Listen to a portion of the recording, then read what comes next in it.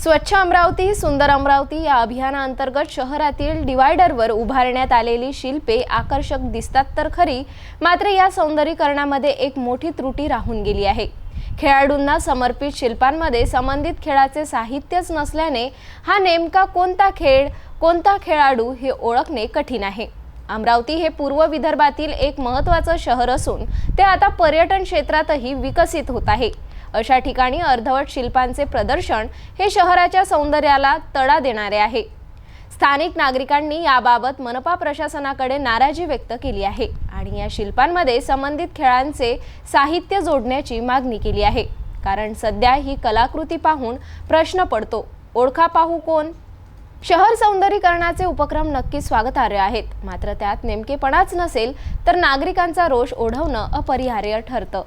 मनपाने या बाबीकडे गांभीर्याने लक्ष द्यावे हीच अमरावतीकरांची अपेक्षा आहे। पुढे काय निर्णय घेतला जातो हे पाहणं महत्त्वाचं ठरेल। अधिक माहितीपूर्वक बातम्यांसाठी बघत रहा सिटी न्यूज।